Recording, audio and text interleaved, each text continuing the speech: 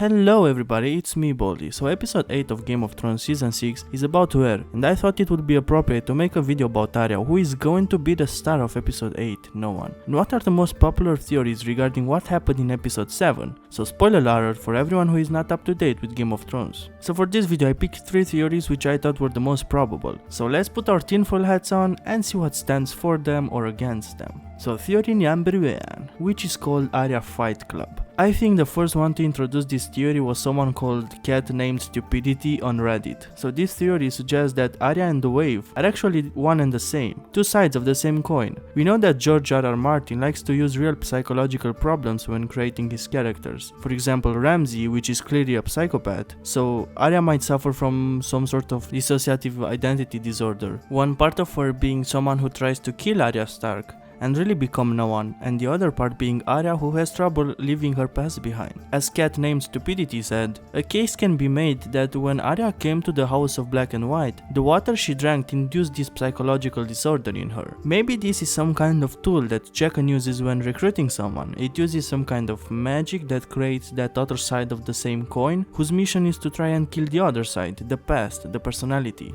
Everything. So what stands for this theory? First, this might explain why Waif always knows when Arya is telling the truth or lying, like she's part of her. Second, this might explain why Jaqen always wants the Waif to leave the room before he begins talking to Arya. He wants to talk to the real Arya. And Waif appears when Arya is alone again. If we assume this to be true, we can also think that when we saw Arya fighting Waif while she was blind, she was always fighting no one on the streets, like we saw in that scene after the Waif left after fighting her, and it was implied that Arya didn't know she left only because she is blind. Also, it might explain why nobody helped her while the Waif was bullying her. Also, it might explain why nobody on the streets helped her when she was stabbed, because, well, she wasn't stabbed. The blood and the wounds we see are only from Arya's perspective, but the people on the streets don't see that. So what stands against this theory? Not much really, but we need to keep in mind that this theory is extraordinary. It can explain anything, but you have to make a lot of assumptions. I'm not saying this because I do not agree with it. Actually, I think it's one of the most probable, but since Waif is no one and she's so sneaky, it's just as easy to think that Waif is not actually Arya. Everything stands together just as well.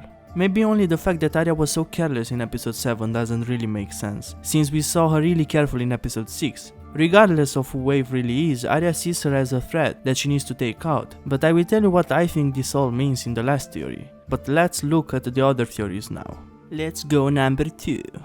Jaqen is helping Arya. This was the first one that I thought about as well. This theory says that Jaqen was wearing Arya's face when we saw her give that guy money to take her to Westeros, and Jaqen was also testing Waif to see if she will make Arya suffer when she clearly told her not to make her suffer. And she did. We saw her stab Arya several times, which is really a painful way to go. And we also got a close shot when Waif is really moving the knife in the wound. So what stands for this theory? First of all, everything seemed off in this scene. The way Arya was walking so confidently, her little smirk on her face which reminded me of Jaqen, and the way she so carelessly was strolling the streets when she knew for sure she is being followed and hunted. So we can assume that Jaqen was testing Waif, but we also need to assume that Jaqen was helping Arya. Why else would he buy a place on the ship that sails to Westeros? It wouldn't have been necessary. So what stands against it? Well, why would Jaqen help Arya? We saw that he really doesn't take it well when Arya is disobeying his orders, so it won't make any sense to assume that it just changed now. Some people said that Jaqen still owes Arya one life, but why would he give permission to Waif to kill her then? Jaqen is Waif's master. He doesn't need to lie to her. He could just tell her, hey bitch, listen, I owe Arya one more life, so I'm going to let her go, and that would be it. This only makes sense if you think that Jaqen is doing both, testing Waif and helping Arya, but it seems improbable. Is he trying to get rid of every recruit he has now? Anyway, I don't really see this theory as being correct, so let's move to the final one.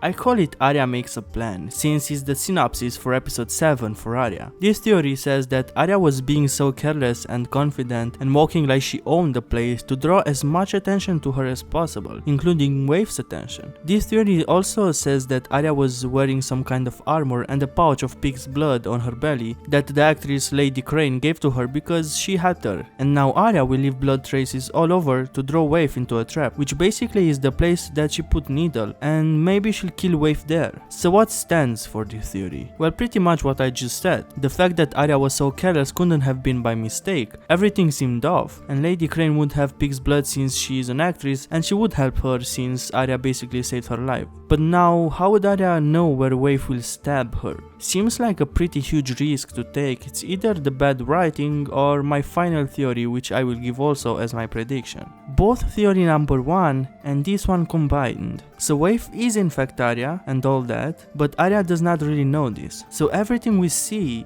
from Arya's point of view. We are basically inside her head. Arya does think Waif is real and does make a plan to kill her, and that will explain why getting stabbed wasn't really so scary to Arya, because maybe at some unconscious level she knows she isn't actually getting stabbed. That will explain why nobody is helping her, because she isn't really stabbed and there is no blood, but in her mind, she does try to draw Waif to her and kill her with needle, so we might get to see that. But I don't know how everything is going to play out and how the show will let us know that Waif is in fact Arya, but we'll find out that soon enough. Episode 8 is knocking on our doors. So thank you guys for sticking with me until the end of this video. If you guys enjoyed this video and want to help this channel grow with you by its side, slap that like button really good and kick that subscribe button even better, and join the family. We'll see each other after episode 8. Until the next time, stay safe, stay bold, and stay awesome. Bye bye.